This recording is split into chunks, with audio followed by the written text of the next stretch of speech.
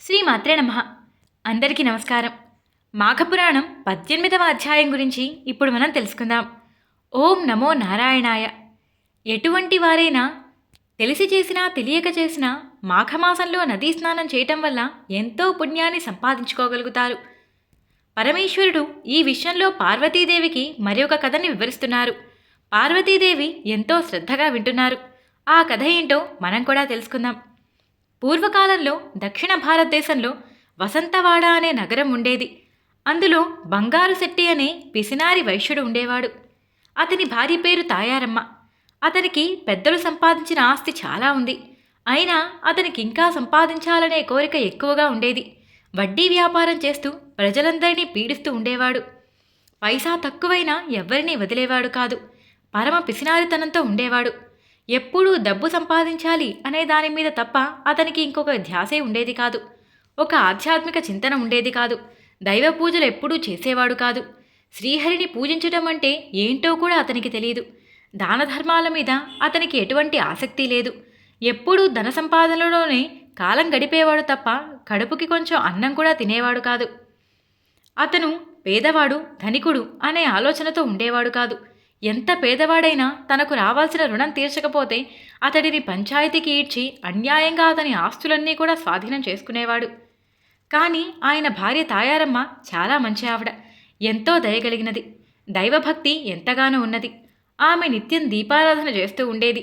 ఆమె చేసిన దీపారాధన చూసిన ఆ బంగారు పిసినారివాడు ఊరుకునేవాడు కాదు. ఆమె భర్త నూనె అయిపోతుంది అంటూ ఆమెతో వాదించేవాడు. కానీ తాయారమ్మ ఎలాగోలో నచ్చచెప్పేది. ఒకనాడు బంగారు శెట్టి వడ్డీ వసూలు చేసుకోవటానికి పక్క గ్రామానికి బయలుదేరాడు.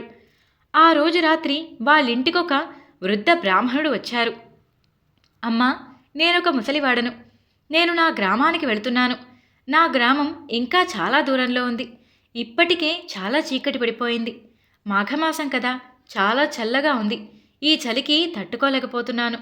నా మీద కొంచెం దయతలచి నాకీ రాత్రికి ఈ అరుగుపైన పడుకోని తల్లి, నీకు పుణ్యం ఉంటుంది. పొద్దున్నే మాఘస్నానం చేసి వెళ్ళిపోతాను అంటూ బ్రతిమిలాడాడు. తాయారమ్మ ఆ బ్రాహ్మణుణ్ణి చూసి జాలిపడింది. వెంటనే అరుగు మీద శుభ్రం చేసి ఒక దుప్పటి చాపా ఇచ్చి అతన్ని విశ్రాంతి తీసుకోమని చెప్పింది. ఆ వృద్ధ బ్రాహ్మణుడు అక్కడ పడుకున్నారు. వెంటనే తాయారమ్మ లోపలికి వెళ్ళి కొన్ని పండ్లను తీసుకుని వచ్చింది. ఆ బ్రాహ్మణుడికిచ్చింది. అయ్యా, మీరిందాక మాఘమాస స్నానం చేసి వెళ్ళిపోతాను అన్నారు. అసలు మాఘమాస నదీ స్నానం ఏంటి? అంతటి ఫలితం కలిగి ఉంటుందా? దాని యొక్క ఫలితం ఏంటి? దయచేసి చెప్పండి అంటూ ఆ వృద్ధ బ్రాహ్మణుని కోరుకుంది.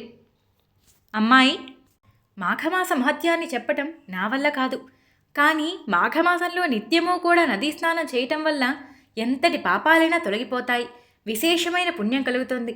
ఉదయాన్నే స్నానం చేయటం, శ్రీ మహావిష్ణువుని పూజించటము, దేవాలయాలకు వెళ్ళి అర్చన చేయటం, తులసీదళాలతో శ్రీమన్నారాయణుడికి పూజలు చేయటం, స్వామి ప్రసాదాన్ని స్వీకరించటం, అలాగే మాఘపురాణాన్ని వినటం, మాసాంతంలో బ్రాహ్మణులకు భోజనం పెట్టించటం, దాన ధర్మాలు చేయటం, ఇవన్నీ ఎంతో మంచి విషయాలు.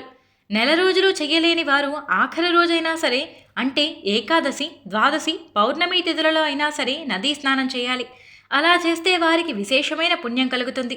సకల సంపదలు, ఆయురారోగ్య ఐశ్వర్య సంపదలు, పుత్ర సంతానము అన్నీ కూడా కలుగుతాయి.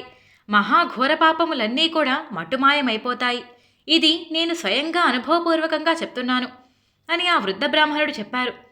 ఇది విన్నప్పటి నుంచి తాయారమ్మ మనసులో కూడా తాను కూడా ఆ వృద్ధ బ్రాహ్మణుడితో వెళ్ళి మాఘమాస స్నానం చేస్తే ఎంత బాగుంటుంది అని అనుకుంది.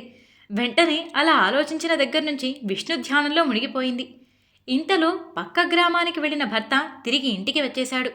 తాయారమ్మ అతనితో మాఘమాస స్నానం గురించి, దాని యొక్క విశిష్టతను గురించి విపులంగా చెప్పింది. తెల్లవారాక నదీ స్నానం చేయాలనుకుంటున్నానని చెప్పింది. భార్య చెప్పిన మాటలు విన్న బంగారు శెట్టికి కోపం తారాస్థాయికి చేరుకుంది. నీ వెర్రి మండిపోయినట్టే ఉంది. ఎవరేం చెప్తే దాన్ని నమ్మేయటమేనా? మాఘమాస స్నానమేంటి, వ్రతమేమిటి? నీకేమైనా పిచ్చి పట్టిందా? ఎంత ఖర్చు! ఒళ్ళు గుల్ల చేసుకుని సంపాదిస్తుంటే తిని కూర్చోలేక నాకు నష్టం కలిగిస్తున్నావా? నోరు మూసుకొని పడి ఉండు అంటూ గట్టిగా అరిచాడు. తాయారమ్మ, ఇందులో ఖర్చేముందండి, నదీ స్నానం చేయటమేగా అంటూ చెప్పబోయినా సరే ఆమె మాటను ఏమాత్రం పట్టించుకోలేదు. నోర్ముయ్, అధిక ప్రసంగం చేస్తే గెంటేస్తాను. నేనెంత కష్టపడుతున్నానో చూస్తున్నావా? పైసా పైసా కూడబెడుతున్నాను. రాత్రనక పగలనక అడ్డమైన వారింటి చుట్టూ తిరుగుతూ వడ్డీలు వసూలు చేస్తున్నాను. ఇదంతా దాన ధర్మాలు చేయటానికా? ఇలా చేస్తే చివరకు మనం భిక్షం ఎత్తుకోవాల్సిందే. పోయి పడుకో, ఇంకొక్క మాట మాట్లాడినా ఊరుకోను అంటూ అరిచాడు. భర్త ప్రవర్తనకు తాయారమ్మ చాలా బాధపడింది. ఆమె అక్కడి నుంచి వెళ్ళిపోయింది. ఆమెకి ఎంతసేపటికి నిద్ర పట్టట్లేదు. ఎన్నో రకాలుగా ఆలోచించింది. ఎలాగైనా సరే మాఘమాస నదీ స్నానం చెయ్యాలి అని గట్టి సంకల్పంతో ఉంది.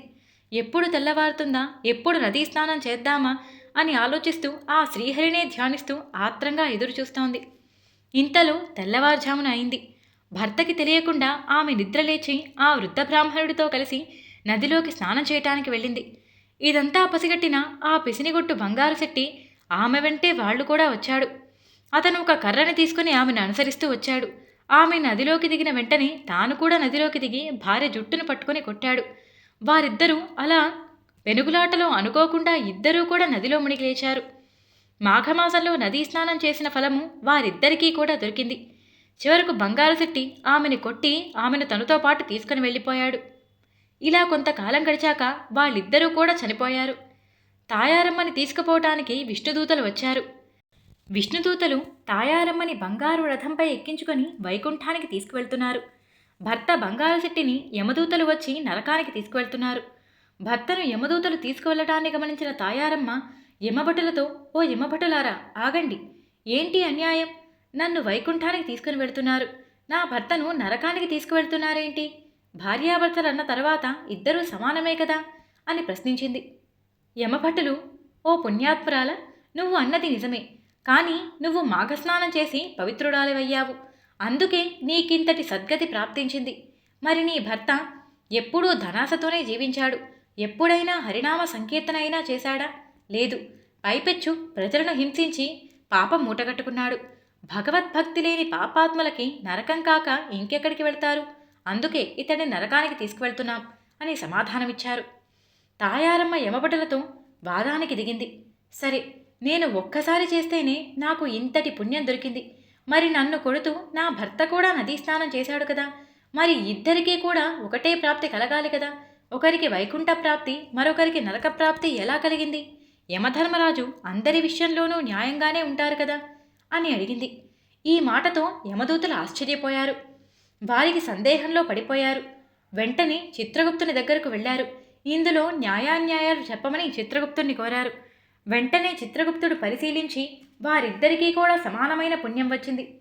వెంటనే బంగారు శెట్టిని కూడా వైకుంఠానికి తీసుకువెళ్లమని విష్ణుదూతలతో చెప్పారు. ముందే వైకుంఠానికి చేరిన తాయారమ్మ భర్త రాకక ఎదురు చూస్తూ ఉంది. ఇంతలో విష్ణుదూతలు బంగారు శెట్టిని కూడా తీసుకువచ్చి వైకుంఠంలో విడిచిపెట్టారు. భార్యాభర్తలిద్దరూ వైకుంఠంలోనే సుఖంగా గడిపారు. పార్వతి, విన్నావు కదా, ఎంతో పిసినారివాడైన వాడు కూడా ఒక్కసారి మాఘమాసంలో నదీ స్నానం చేయటం వల్ల ఇంతటి ఫలితం కలిగిందంటే మరింకా మాఘమాసంలో 30 రోజులు కూడా నదీ స్నానం చేస్తే ఎంతటి ఫలితం కలుగుతుందో ఊహించడానికైనా వీలవుతుందా? ప్రతి ఒక్కరూ మాఘమాస వ్రతం చేస్తే మోక్షం తప్పకుండా దొరుకుతుంది. ఇందులో ఎటువంటి సందేహమూ లేదు అని పరమేశ్వరుడు పార్వతీదేవికి వివరించారు. ఇక్కడితో మాఘపురాణం 18వ అధ్యాయం సంపూర్ణం. 19వ అధ్యాయంతో మళ్ళీ కలుసుకుందాం. నేను చెప్పిన తీరు మీకు నచ్చినట్టయితే వీడియోకి ఒక లైక్ చేయండి. మన ఛానల్ని ఇదే ఫస్ట్ టైం చూడటం అయితే సబ్స్క్రైబ్ చేసుకోండి. పక్కనే ఉన్న బెల్ సింబల్ని ఆన్ చేసుకున్నారంటే ప్రతి వీడియో మీకు నోటిఫికేషన్ వస్తుంది.